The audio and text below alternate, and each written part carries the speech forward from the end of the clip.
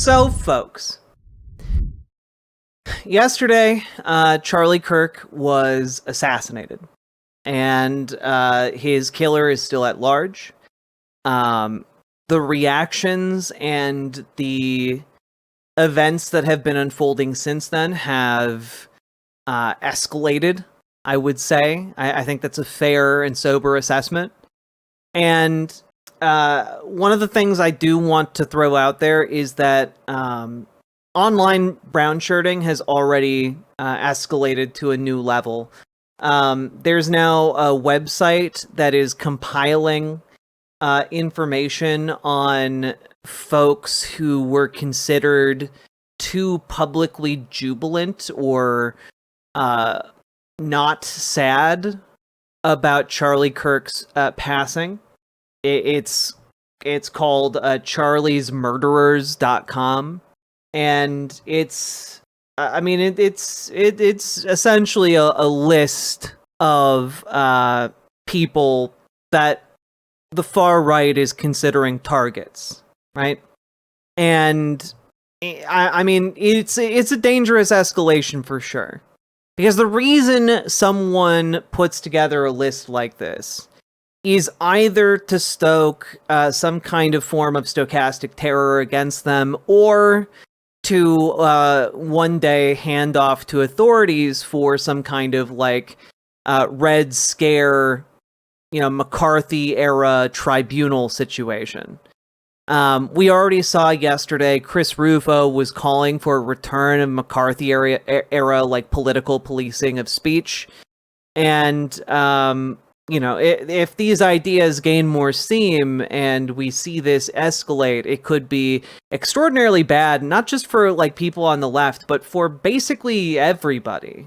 People forget that the McCarthy era was full of people who were actually not communists or leftists getting arrested and persecuted because people in power found it convenient to do so.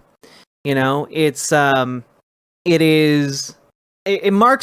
dangerous escalation. And what I want to take the time to impart upon you as we go forward, not just today, but in the days to come, I want y'all to be careful. I want y'all to choose your words a little bit more tactfully.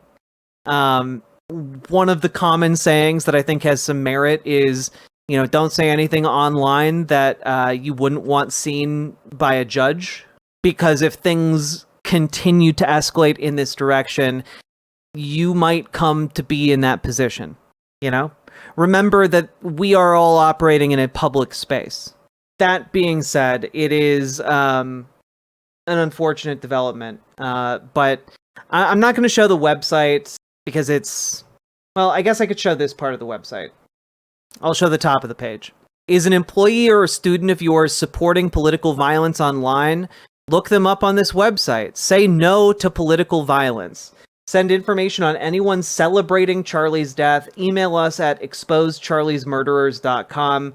We've received thousands of submissions. All of them will be reviewed and uploaded shortly. This is a permanent archive and will soon contain a search feature. So that is one of the aspects of what is happening right now. Currently, there are a number of... also, just as a point, they're calling anyone who wasn't sufficiently sad at the passing of Charlie Kirk one of Charlie's murderers, because they have this idea that anyone who doesn't mourn to the maximum degree possible must therefore have contributed to the cultural milieu that fueled his death. It is insane. This is, in fact, an attempt to direct targets on many of these individuals. It states their general location, their employers. It shows their social media platforms. It's not great, This is a way to try and direct the political violence of the right, and it's going very poorly. You either have the Nazi armband or you're a rebel scum. I mean, it is one of those moves that begins to radicalize everyone, whether they would have that radicalization or not. Will always lose. They went with Charlie's murderers instead of Charlie's angels. I know, right? Branding. Maybe they couldn't afford the trademark rights, Saki Tanuki. Look, maybe they went for it. And they just got denied, you know. The Charlie's Angels franchise was too expensive for them. So that is just kind of a heads up at the beginning of this section, at the beginning of this discussion. And yeah, it is disturbing to say the least. They'd spell it Charlie's Angles. God damn, you guys are funny. All right. Now, I do want to talk about one of the more disturbing aspects of this entire incident, and that is the desire to put Charlie Kirk up on a pedestal as a figure for veneration. And what do I mean by that? Well, we had multiple political assassinations of elected state representatives in Minnesota not too long ago. Most conservatives have already forgotten about them. Don't know their names. The president refused to call families or talk to even the governor. It's pretty sick, right? And what is being done with Charlie Kirk is seemingly full state honors. The president is trying to give him posthumously the Medal of Freedom. Here is footage from earlier today of JD Vance personally escorting Charlie Kirk's body on Air Force 2. And that is what we believe is going to happen here momentarily. So many people waiting for this moment. Like we've said, so many people wanted to be here, right here, when Charlie Kirk arrived in Phoenix. And so we are waiting to see. Just to backtrack a little bit, yesterday we got the notice that the second family, Vice President J.D. Vance and his wife, were going to travel to Salt Lake City, and that's where they were going to visit with Charlie Kirk. Yeah, one of the things to understand about Charlie Kirk, by the way, yeah, here we are. Let's have a debate about the ideas, and he was not afraid to go out there and take on. Do we see the vice president also come out? No. Okay. Vehemently opposed. But what we are witnessing is the attempt to put this man on a pedestal, to put his ideas on a pedestal. And is this for fucking Kirk? It's for Charlie Kirk. Yes. And one of the things, there's a Republican member of the House on CNN blaming the left for the shooting, that shooting of Dems in Minnesota. Yeah, I mean, it's we live in la la times. It's cuckoo bananas out there, right? And when we are witnessing what is happening, it is good to witness it clear-eyed. And that is to understand that Charlie Kirk was an incredibly well-connected man. There were children who were massacred not that long ago in my state. None of them got this treatment from the vice president. None of them got this treatment from the president of the United States. None of them got this amount of recognition. And that's for the deaths of children, you know? And so when we are looking at what's happening here, it is abnormal, and it is happening because Charlie Kirk was personally friends with the Trump family, with JD Vance, with many of these very prominent global figures. People in the media knew him. And if you listen to a lot of mainstream folks talk about Charlie Kirk, they tend to talk about how nice he could be behind the scenes. You know, how civil and cordial he could be. And again, that to me, that is one of the wildest things to talk about. You know, who cares? Who But to me, this is like saying, well, the Grand Wizard of the Ku Klux Klan is just a swell guy when he takes off his robe, and it's just like, why are you doing this for someone like that? This is a man who lived his life to argue that the purest way to govern the United States would be to stone gay people to death.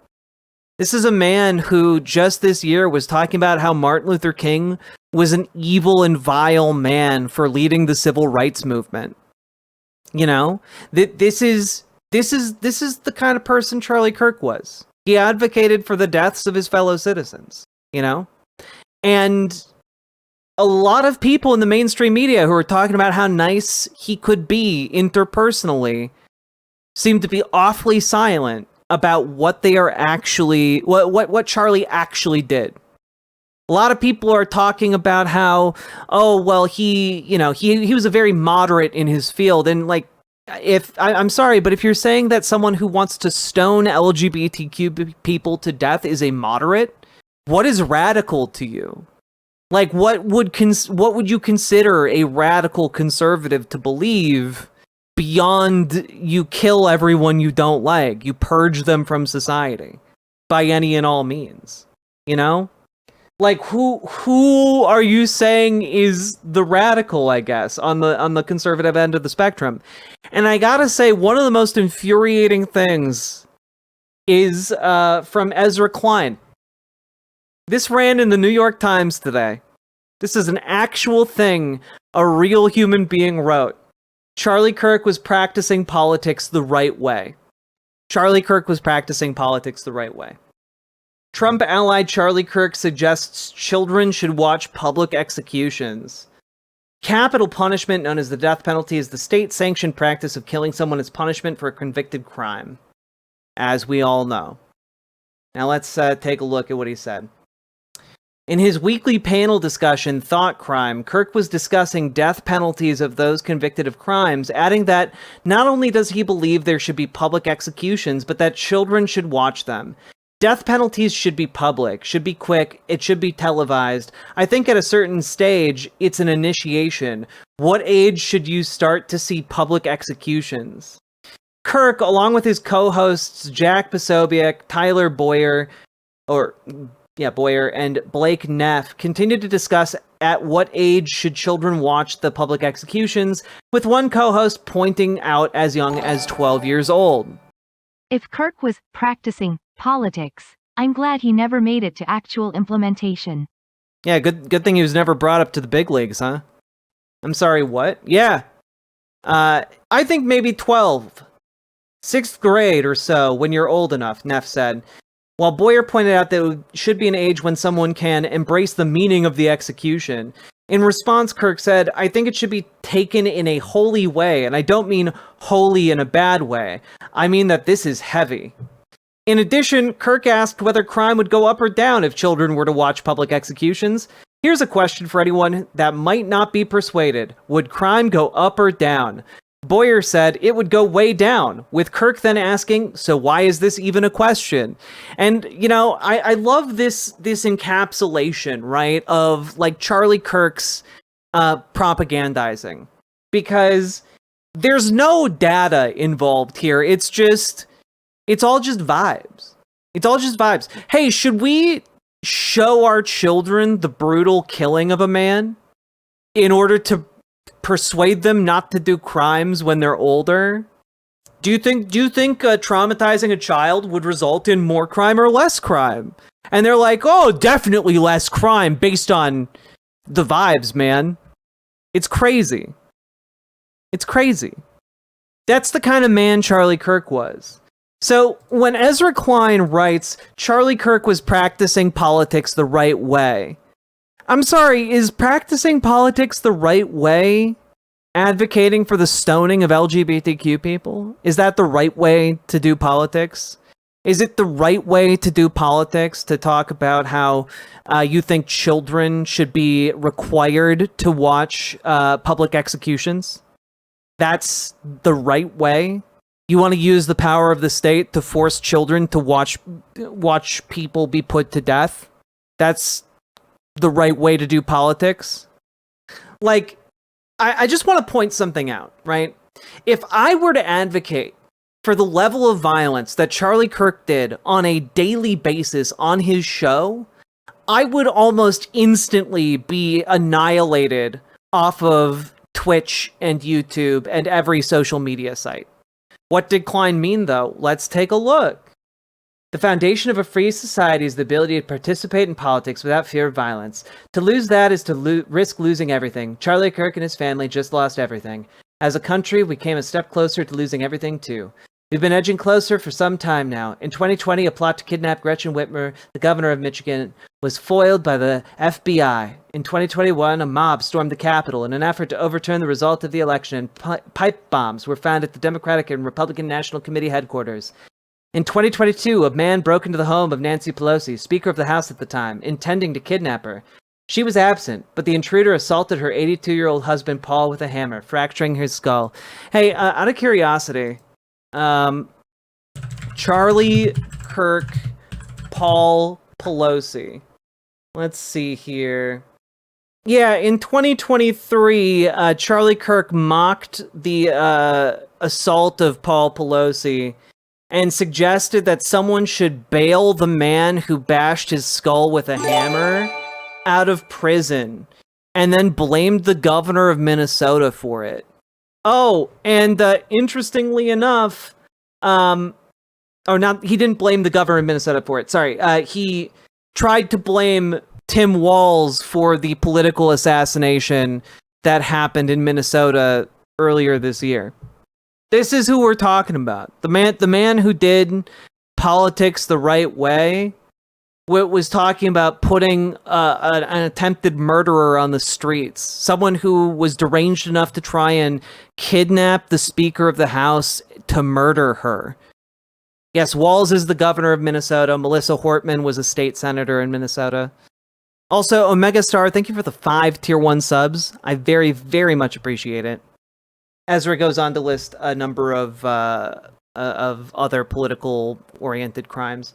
You can dislike much of what Kirk believed, and the following statement is still true. Kirk was practicing politics in exactly the right way.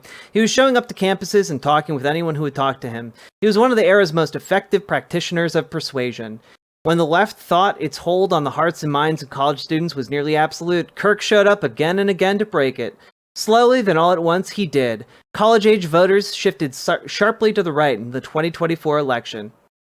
Like, Ezra Klein, what the fuck are you doing? You know? Like, yeah, Charlie Kirk was a paid propagandist by the capital class. He had ungodly amounts of money funneled into his organization by the richest people on the planet. This is the idea that, like, oh, he was just such a singular rhetorical figure. I've watched his debates. He wasn't. The lauding of this man, it rankles me. I did not know Kirk, and I'm not the right person to eulogize him, but I envied what he built. Disgusting.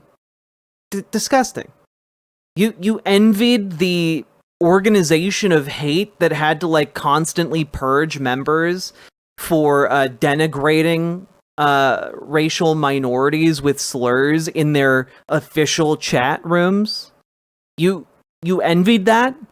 A taste for disagreement is a virtue in a democracy. Liberalism could use more of his moxie and fearlessness. I mean, when you're talking about that, what are you saying? When you say his moxie and fearlessness, what do you mean? If not, like, you want libs to, like, what? Start... Apparently, people literally just posting Kirk's own words, nothing else, are celebrating. Indeed, Greaves Underground. Thank you for being a member. It's just like, when you say his fearlessness, what did Charlie Kirk say that he had to be fearful of? It is perfectly acceptable in conservative circles to talk about how God wills that all gay people be killed. That's an acceptable line of dialogue in conservative circles. And I know, because I came out of that kind of fundamentalism. Shook off those shackles a while ago. But I remember those conversations. And it's pretty wild to me to see that lauded. In the inaugural episode of his podcast, Governor Gavin Newsom of California hosted Kirk, admitting that his son was a huge fan. What a testament to Kirk's project. I wouldn't describe it that way. That is a failure of parenting on Gavin Newsom's part, number one. And number two, the ability to the ability to manipulate children, which is what Turning Point USA was designed to do. It was designed to manipulate children. It's why there was an emphasis on, college age, or even in some cases, late teenage children or young adults. I don't know. To envy the organized manipulation of children seems to me a very, very, very weird thing for someone even nominally on the left to desire. On social media, I've seen mostly decent reactions to Kirk's murder. There's grief and shock from both the left and the right, but I've seen two forms of reaction that are misguided, however comprehensible the rage or horror that provoked them. One is a move on the left to wrap Kirk's death around his views. After all, he defended the Second Amendment, even admitting it meant accepting innocent deaths. Another is on the right to turn his murder into a justification for an all-out war, a Reichstag fire of our time. But as the list above reveals, there is no world in which political violence escalates, but is contained to just your foes. Even if that were possible, it would still be a world of horrors, a society that had collapsed into the most irreversible form of unfreedom. Except that I want to point out that there is a core difference between the two views, right? That Ezra Klein just articulated and is saying, oh, they're basically the same. Because on the one hand, like, okay, so you have people on the left who are like, well, he believed that it was fine to have guns, even if it meant innocent people had to die. And it's ironic that he was one of those people. On the other hand, you have people who are calling for all-out war to claim the country under a dictatorship of Donald Trump in order to retaliate against their perceived political enemies. These things are not fucking equivalent, Ezra. These are not equivalent ideas.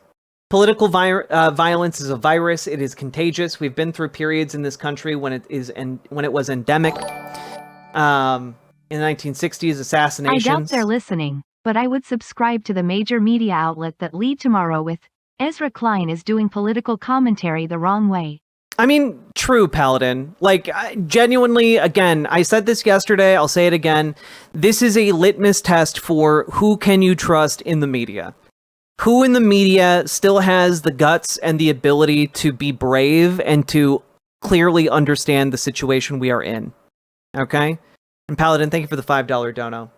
I also think that a lot of this conversation around political violence is... It's overly narrow, right?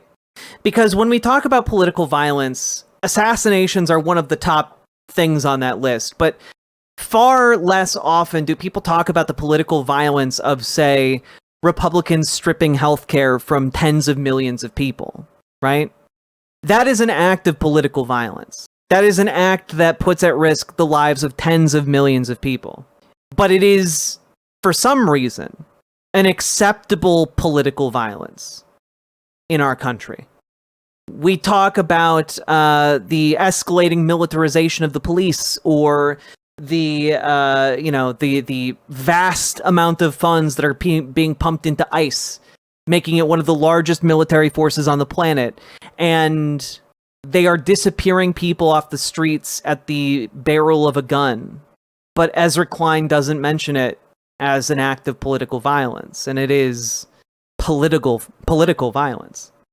You know, one of the things we talk about when we talk about the nature of the state is that the state is, at the end of the day, the social entity that has the power, the monopoly on violence. In fact, political violence is kind of most violence at scale. It is. But our brains are built to, they aren't built for numbers. We have brains that are fleshy as hell, full of electricity and chemicals pulsating at every waking moment. And it is hard for us to conceive of tens of millions of people suffering at once. That is difficult for our brains to even comprehend. But we can comprehend and wrap our heads around one person being assassinated. And I think that is why it tends to stand out to us more, and why people like Ezra Klein tend to point out that type of violence more, even when ultimately it affects far fewer people than the tens of millions that are affected by the everyday political violence of our current system. Whoa, David Weisbrick, we're talking about a political assassination. It's weird to me that you come into this chat and you say, oh, I'm shrugging it off. We're talking about it in quite a lot of depth. What I'm talking about is that political violence is essentially driven by social understandings of power. And one of the things that I find interesting is that when we talk about the political decisions of a state, that negatively impacts the lives of tens of millions, potentially killing anywhere from 10 to 60,000 people a year as a result of state actions. We don't consider that political violence. That's not I'm not talking about an inconvenience. I'm talking about something that kills thousands. It's a decision that comes with real human costs. And I would argue that in this situation, you're the one who is shrugging off those deaths. Because for the very thing I am trying to articulate, it is easier for us to wrap our heads around one act of violence. It is captured on, one camera, and we can see it, and we can understand it. Whereas, 10,000 people dying as a result of defunding Medicaid in order to give money to billionaires so they can buy half a yacht. We have a hard time wrapping our heads around that. And so we call one violence, the political assassination, while simply accepting the other as a mundane cost of doing business. When that is not the case. It is a deliberate choice. It is a deliberate choice, same way it's a deliberate choice for a lone actor to pull the trigger of a gun. It's just that one is legitimized by the state. Yes, again, a reminder, don't look up the footage. It is absolutely horrific, and it will haunt you. So if you're on the other side of the political aisle, you're going to accept things not going your way. That doesn't give you the go-ahead to commit murder. Yeah, I agree. I'm not pro-political assassination. I don't know who you're arguing with here. It seems like you have come in with a certain idea of what I believe about this event that doesn't represent what I believe about this event. So what I would recommend to you is to go click on my videos and watch the video I put up about the assassination yesterday. It's about an hour and a half long, and it is pretty comprehensive about how I view the event and what I think about political violence. So I would encourage you to do that. I spent the time to make the video. I hope you will spend the time to watch it if you care enough to come in with a preconceived notion of what my ideas are. So that being said, this Ezra Klein piece is difficult for me to wrap my head around. I gotta say. And I know it's because of Ezra Klein's political leanings and his failures and shortcomings. Because, for example, I consider the kinds of things that Charlie Kirk believed, for example, to be beyond the pale. I think you can have a political discussion about differences in rights in niche areas. I think you can have conversations about tax rates and such. I think there's a lot of room in politics to have conversation and debate. But when someone on one side of an argument says, I think it should be okay to stone you and people like you to death, and I think that should be state policy, That is not someone who is on the other side of a political disagreement. That is someone who is declaring their intent to harm and or kill you. If I came out and said that about any kind of conservative group, I would be rightly ostracized, rightly taken off of social media, rightly, cast to the winds, as it were, on all of these sites. But Charlie Kirk can go out almost every day and advocate against the ability of queer people to exist. And not just against the ability of queer people to exist, but to advocate for a nation forged in his ideal law. And he has made it clear multiple times over and over that his ideal law is one that gives him the right to stone people to death for their sexuality or their gender identity. And what I find deeply disturbing is the passive agreement of our media landscape to that difference. I find that disturbing. I find it a sign of how deeply and profoundly our standards for civil discourse have slid, even prior to this point. And Omega Star, thank you for the $20 super chat. Very, very, very kind of you. Thank you very much. Stone Corbel, thank you for subscribing for the past 19 months. Thank you so goddamn much. And yeah, Charlie Kirk was not a guy who was here to like engage in peaceful civil discourse. He was paid to be a propagandist. He was paid to galvanize a base. He was paid to be a firebrand. And like, I think it's fine to acknowledge he was good at that. He was good at being a propagandist.